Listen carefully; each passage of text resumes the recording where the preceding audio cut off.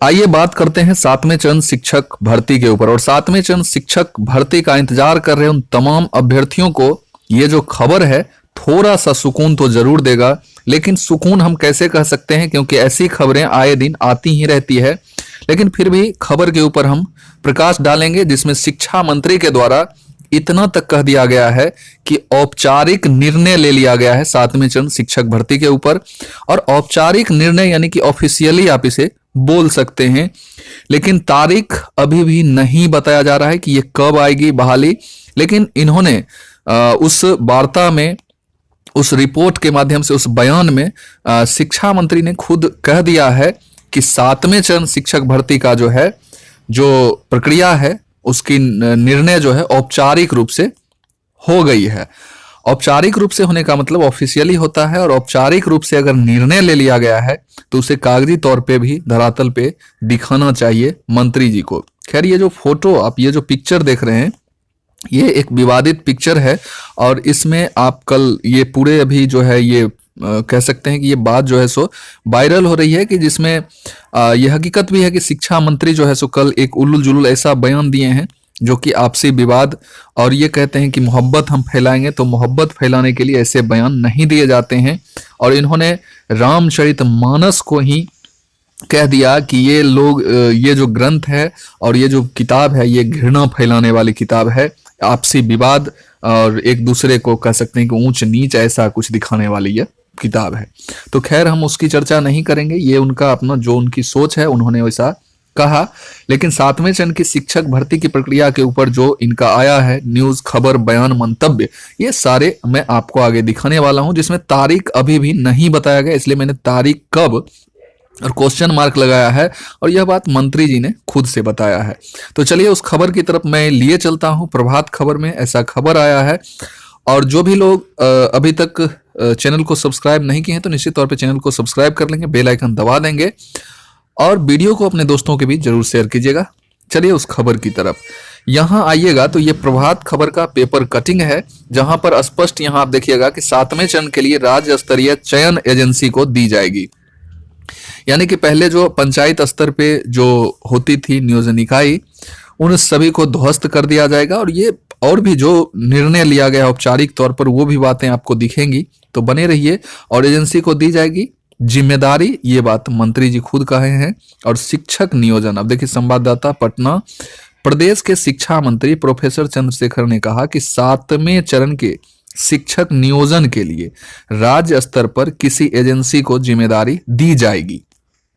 दी गई ऐसा नहीं करें, दी जाएगी, यानी कि फ्यूचर की बात कर रहे हैं। लेकिन एक जो बात इन्होंने कह रखा है यहाँ कि इसके लिए औपचारिक तौर पर निर्णय ले लिया गया है, ये बातें एक सुकून देने वाली हो सकती है कि औपचारिक तौर पर अगर निर्णय ले लिया गया है तो निर्णय जब ले लिया गया है तो अब कुछ ना कुछ तो दिखना चाहिए। और पिछले दिनों उनका बयान भी आप सुने होंगे जिसमें उन्होंने स्पष्ट कहते हुए दिखे हैं कि नीति आ जाएगी, यानी कि नियमावली आ जाएगी। और नियमावली अगर आ गई एक बार तो फिर बहाली भी खुल जाएगी। उन्होंने बताया कि इस एजेंसी के हाथ में काउंसलिंग के अलावा समूची प्रक्रिया को पूरा कराना होगा। यानी कि सिर्फ काउंसलिंग ही नहीं बल्कि और भी जो अन्य प्रक्रियाएं, आवेदन वगैरह जो भी प्रक्रिया है, ये सारी प्रक्रियाएं इसके तहत, एजेंसी के तहत होगी। और बुधवार को, आज बृहस्पतिवार है, यानी कि कल का ये रिसेंट बयान है कि बुधवार को शिक्षा मंत्री ने बुधवार को प्रभात खबर से बातचीत में कहा। आप देख सकते हैं कि स्पष्ट इन्होंने लिखा है प्रभात खबर वाले कि प्रभात खबर को बातचीत में शिक्षा मंत्री के द्वारा ये सारे जो मंतव्य आप देख रहे हैं ये शिक्षा मंत्री के हैं। और राज्य स्तरीय एजेंसी जो है सेंट्रलाइज आवेदन लेने से लेकर मेरिट लिस्ट जो मेधा सूची बनेगी, समूची गतिविधियां पूरी करेगी। और यह एजेंसी अपने आप में स्वायत्त होगी, यानी कि स्वतंत्र होगी। प्रोफेसर चंद्रशेखर ने कहा कि काउंसलिंग की पूरी कार्रवाई जिला स्तर पर कराई जाएगी और यहीं से सभी का नियुक्ति पत्र बांट दिए जाएंगे। अभी जो एजेंसियां शिक्षकों के चयन के लिए जिम्मेदार हैं सभी खारिज कर दी जाएगी। जैसे पंचायत वगैरह की जो नियोजन इकाई है सारे खारिज कर दिए जाएंगे, बंद कर दिए जाएंगे। और एकमात्र जो है सो केंद्रीकृत जो है सो सेंट्रल कह सकते हैं, सेंट्रल एक एजेंसी होगी शिक्षकों की भर्ती के लिए। और वहीं से जो है आपकी शिक्षक की सारी प्रक्रियाएं होंगी और नियोजन वगैरह जो है सो जिला स्तर पर होगा और वहीं से आपको नियुक्ति पत्र वगैरह दी जाएगी और उनका किसी तरह का हस्तक्षेप नहीं होगा। यानी कि जो पहले से नियोजन इकाई है वो हस्तक्षेप नहीं करेगी। नई जो एजेंसी वगैरह जो जिनको सुपुर्द की जाएगी शिक्षक बहाली को लेकर सारी जिम्मेदारी, वो स्वायत्त होंगी, स्वतंत्र होंगी और वो अपने तरीके से सारे काम करेंगे। और जहां तक काउंसलिंग वगैरह की बात है ये जिले स्तर में होगी और वहीं से आपको नियुक्ति पत्र वगैरह मिलेंगी। लेकिन सवाल उठता है कि ये कब होगा, ये कब?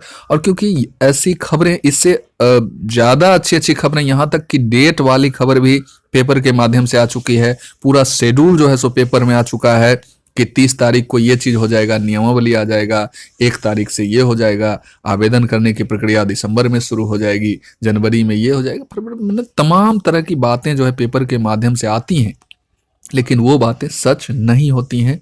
फिलहाल देखना होगा कि क्या होता है आगे।